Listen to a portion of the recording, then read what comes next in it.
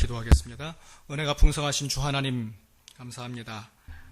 아버지 하나님께서 이 더운 날도 우리를 지켜주시고 특별히 말씀을 통하여서 아버지 말씀을 사모하는 마음을 가지고 이렇게 또 예배 참석했습니다. 하나님 우리 마음 가운데 한량없는 은혜 베풀어 주시옵시고 아버지 항상 주님을 향한 마음이 열정이 식지 않도록 도와주시옵소서. 예수님의 이름으로 기도하옵나이다. 아멘.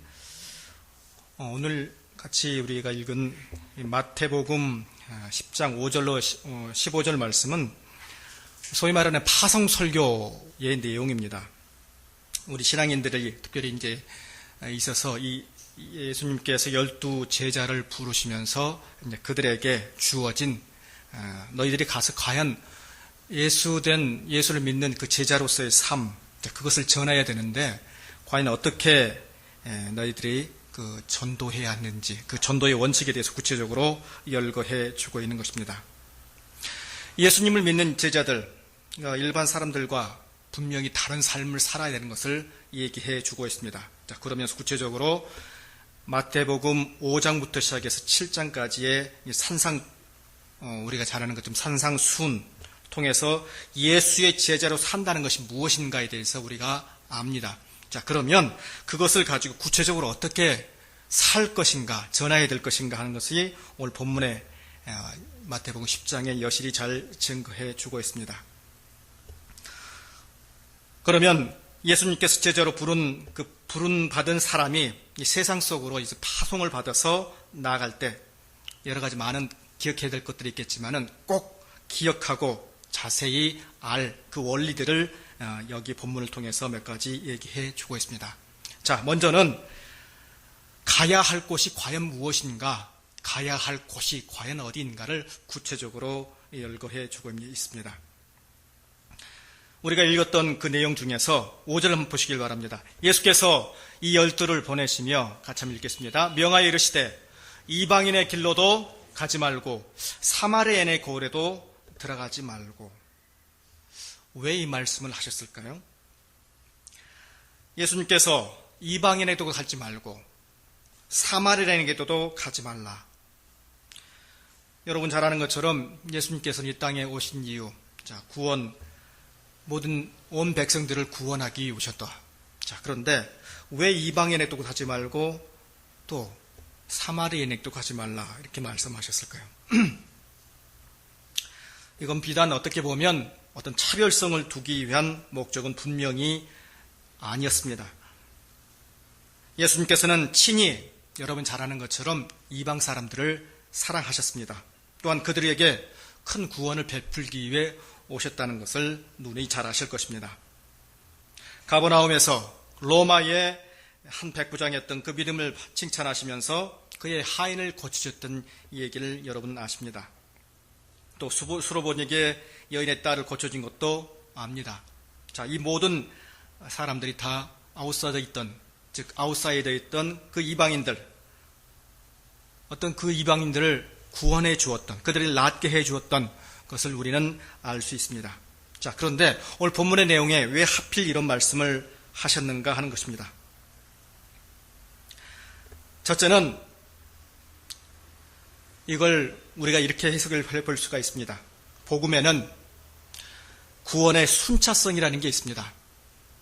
복음을 증거하는 데 있어서 순서에 맞게끔 순서대로 증거하는 것이 원칙이라는 것을 오늘 본문에서 얘기해 주고자 함입니다.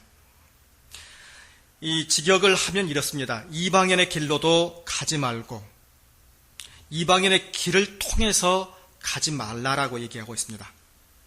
자, 이것은 다분히 한시적인 것에 불과합니다. 이방인에게 복음을 증거하지 말라는 내용이 아니고 먼저는 이스라엘, 6절에 보시면 오히려 이스라엘 집의 어린 양에게로 가라라고 얘기하면서 구원에 있어서의 어떻게 보면 순차성을 얘기해 주고 있습니다. 잃어버린 양을 먼저 간 다음에 그 다음에 진행될 이방인과 사마리아 이렇게 진행되어진다는 것입니다. 여러분 잘 아는 것처럼 사도행전 1장 8절의 말씀 주님께서는 이렇게 말씀하셨습니다. 오직 성령이 너희에게 임하시면 너희가 권능을 받고 예루살렘과 온 유대와 사마리아와 땅끝까지 내 증인이 되리라. 이 말씀은 복음이 증거되는 하나의 순서를 계속해서 얘기해 주고 있는 것입니다. 가장 먼저 예루살렘이고, 다음은 유대이고, 그 다음은 사마리아와 온 땅끝까지 이렇게 진행되어지는 것입니다. 자, 여기에서 말하는 이스라엘의 잃어버린 양, 즉 예루살렘과 온 유대입니다. 성경학자는 이렇게 얘기합니다. 이 이스라엘, 잃어버린 어린 양, 자, 그것은 어떻게 보면 생명과 아주 결연되어 있는, 생명과, 즉 예수 그리스도를 믿는 그 믿음의 마음이 딱 닫아져 있는 그러한 마음을 가진 자, 그들에게 이 잃어버린 양의 모습을 비추어 보고 있습니다. 자, 그런 자에게 먼저 가라는 것을 얘기해 주고 있는 것입니다. 여러분 잘 아는 것처럼 복음을 전하는 일은 가까운 곳부터 시작해서 계속해서 퍼져 나가는 것이 원칙일 것입니다. 우리가 계속해서 목요 전도를 통해서 하고 있는 이유가 무엇입니까? 이 주위에, 그렇죠? 계속해서 주위를 통해서 관계를 맺고, 자, 계속, 그리고 나서 관계를 통해서 계속해서 퍼져나가는 소위 우리가 승법 번식이라는 원리를 우리가 수수히 알고 있습니다. 자, 그 원리를 계속해서 응용을 해보고자 하는 취지에서 이렇게 하고 있는 건데, 복음도 마찬가지입니다. 오늘 본문의 말씀을 통해서 얘기하지만은 이스라엘 지배, 즉 가까운 것부터 시작해서 이제는 그 지경이 계속해서 넓어져야 한다는 것입니다. 이방인의 길로도 가지 말고 사만의 고을에도 가지 말고 차라리 이스라엘의 잃어버린 양을 위해서 가라라고 분명히 얘기해 주고 있습니다. 구원의 순차성을 가지고 보다 거기에 더욱더 집중하라는 의미를 부여해 주고 있는 것입니다. 죽을 각오로 주의 말씀을 가지고 이제 그 말씀을 가지고 증거를 해야 되는데, 이러한 모습을 반드시 가져야 한다는 것입니다. 지금 여러분 잘 아는 것처럼 이스라엘의 모습, 특별히 제자들의 모습은 과연 어땠습니까? 예수님께서 그리하셨던 것처럼 그 제자들에게 지금 민족과 이제 인종을 뛰어넘어 사랑을 베풀고 그들을 끌어갈 수 있는 넓은 마음을 갖고 계셨던 것을 분명히 알고 있습니다. 자, 그와 함께 먼저 중요한 것은 그들이 가지고 있는, 그들 속에 있는 그 잃어버린 양이 과연 누구인가, 그것을 먼저 깨닫고 그들에게 접근하여서 그들을 반드시 구원하라는 그 구원의 명령을 반드시 감당하라는 것을 얘기해 주고 있는 것입니다. 자, 그러면서 예수님께서는 제자들에게 감당할 수 있는 영역, 이 12 제자들이 분명 감당할 수 있는 영역이 분명히 있을 거라는 것입니다. 세계, 아니 사마리아 그 지경에 먼저 나가기 전에 가까운 이웃, 가까운 사람들을 향해서 분명히 그들에게 접근할 수 있는 그 접근성이 요기한 그 사실을 분명히 인지하고 그들에게 먼저 가라는 것입니다. 감당할 수 있는 곳에 가서 말씀을 증거하는 것이 혹여 더 용이하다는 사실을 분명히 얘기해 주고 있습니다. 여러분, 예수님은 우리에게 결코 어떻게 보면 무리한 것을 시키지 않습니다. 우리에게 맡겨주신 일은 우리가 다 감당할 수 있습니다. 우리가 열심히 하면 주의 말씀을 은근히, 주의 말씀을 온전히 잘 담당할 수 있을 줄 믿습니다. 심지어 우리가 당하는 시험도 있습니다. 자, 그러나 그런 모든 시험들도 다 예수님께서 우리를 지켜주시고 보호해 주실 줄 믿습니다. 은혜의 말씀을 증거하는 데 있어서 감당할 수 있는 그 반경, 감당할 수 있는 그 지경, 구원의 순차성을 가지고 계속해서 접근해 나갈 때 훨씬 전도의 효과는 높다는 것을 분명히 인식하시길 바랍니다. 자, 그래서 오늘 본문의 말씀 초두에서 이렇게 이방인에도 가지 말고 사마리아인에도 가지 말고 오직 그 잃어버린 주위에 있는 사람들을 향해서 분명히 가라고 말씀하신 것을 꼭 기억하시길 바랍니다.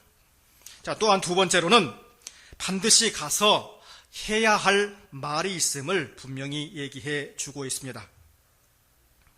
뭐라고 얘기하고 있습니까? 7절 한번 바랍니다. 가면서 전파하여 말하되, 같이 한번 읽겠습니다. 천국이 가까이 왔다 하고, 자, 반드시 얘기할 것이 있습니다. 뭡니까?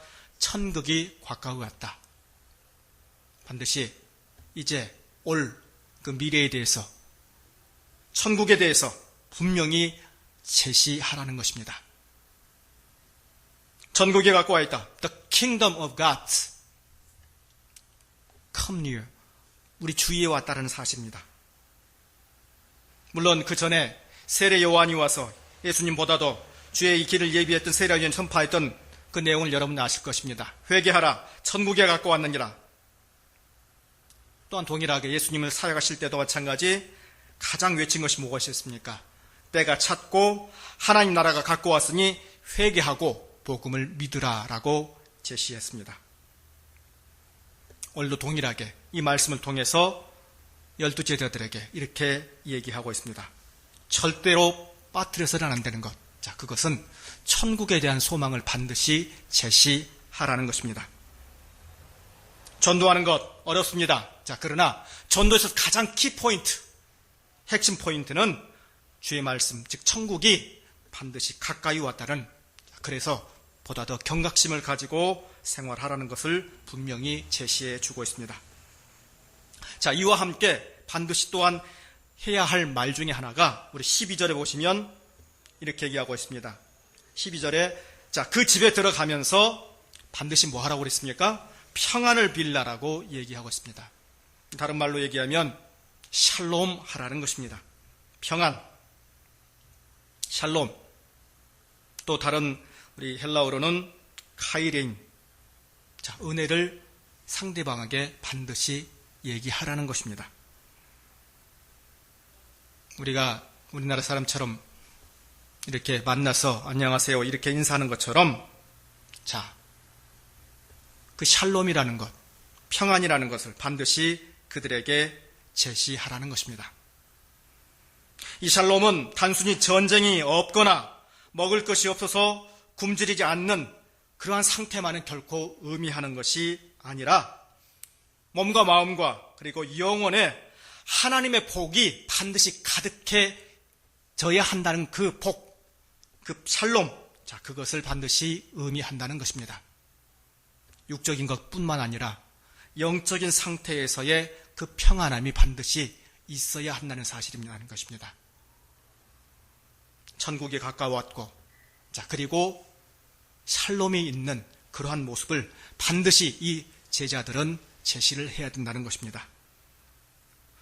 우리가 제자 주의 말씀을 가지고 우리 주위에 가서 전도를 합니다. 근데 참 이 두 마디, 천국이 가까웠습니다. 회개하십시오. 자, 그리고 평안을 비는 말, 그 말을 떼기가 참 힘듭니다. 왜 그렇습니까? 그 사람들은 그 내용을 받을 준비가 되어 있지 않기 때문입니다.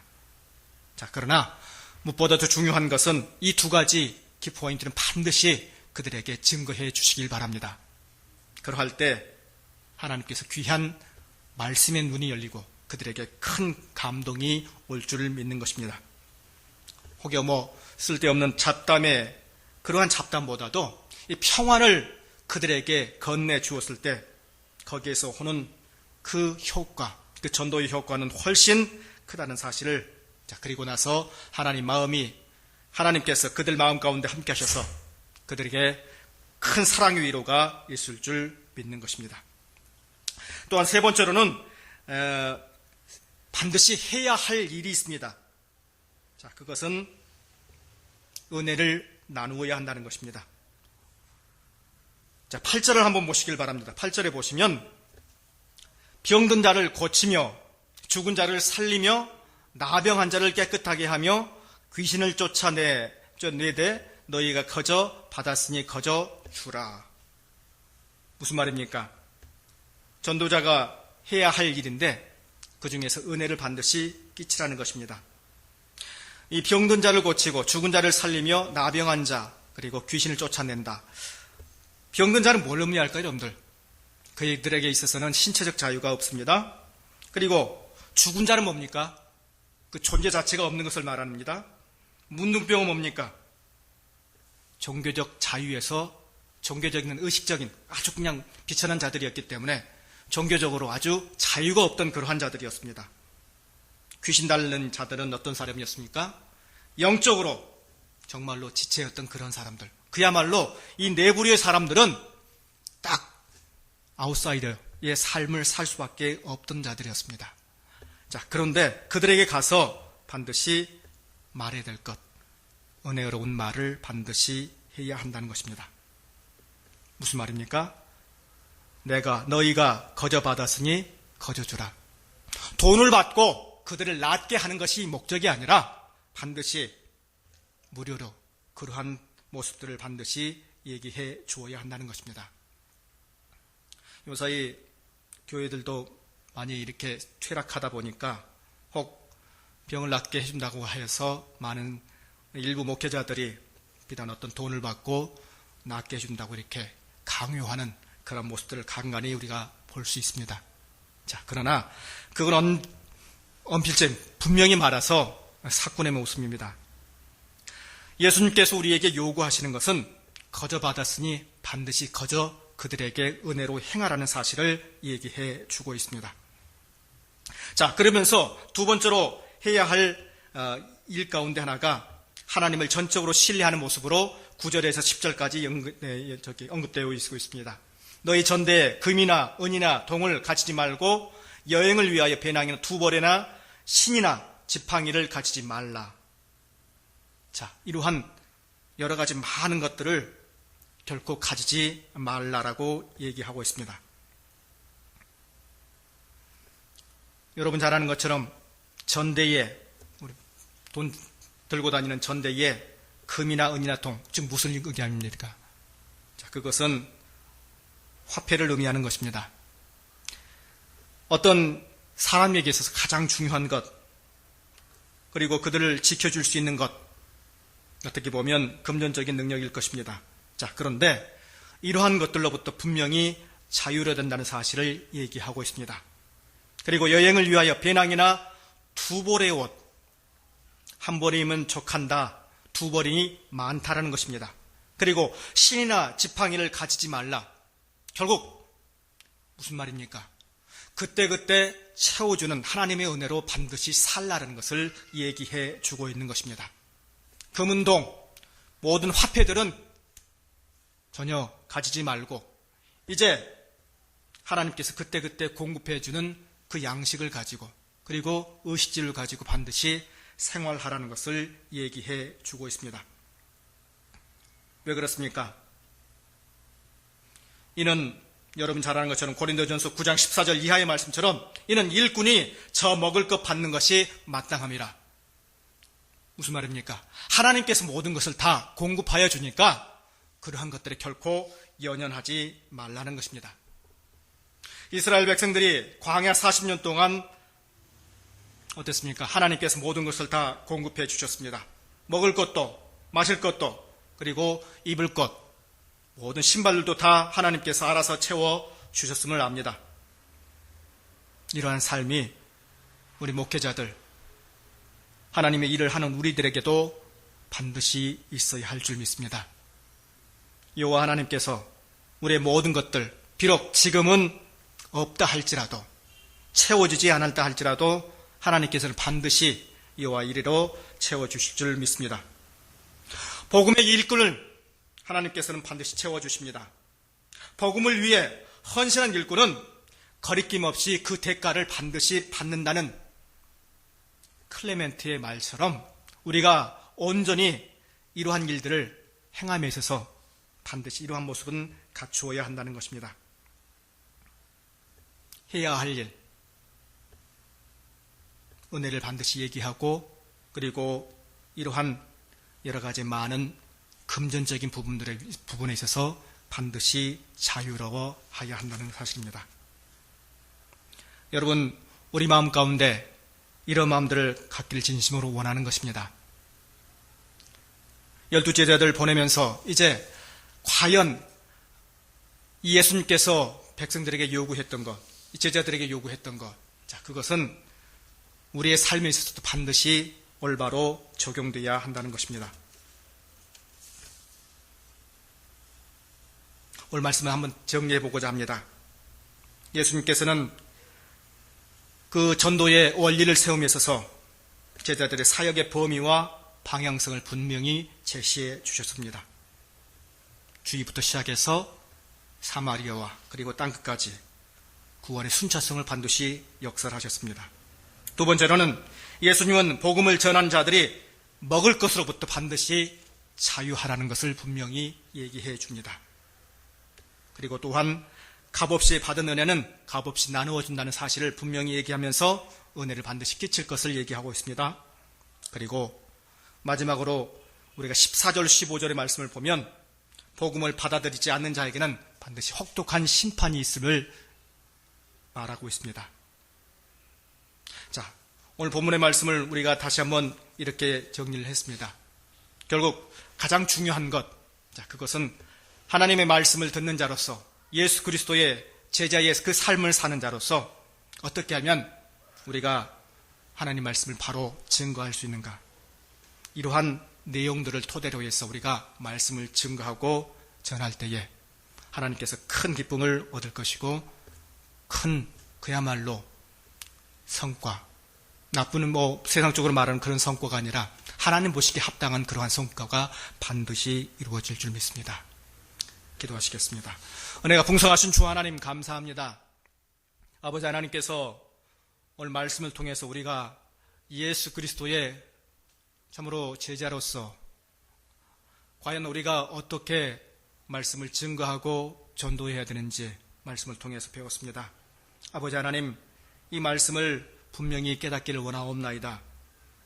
아버지 하나님께서 주신 그 말씀 그대로 가지고 나아가 복음을 증거할 때에 아버지 하나님, 우리 마음속에 큰 자부심 있게 하여 주십시고 담대함 있게 하여 주시옵소서.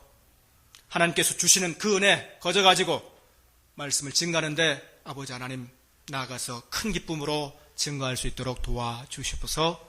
주 예수 그리스도 이름으로 기도하옵나이다. 아멘. 주기도문으로 마칩니다. 하늘에 계신 우리 아버지여, 이름이 거룩히 여김을 받으시오며 나라의 마옵시며 뜻이 하늘에서 이루어진 것 같이 땅에서도 이루어지리이다. 오늘날 우리에게 일용할 양식을 주옵시고 우리가 우리에게 죄 지은 자를 사하여 준 것 같이 우리 죄를 사하여 주옵시고 우리를 시험에 들게 하지 마옵시고 다만 에게서 구하옵소서. 대개 나라와 권세와 영광이 아버지께 영원히 있사옵나이다. 아멘.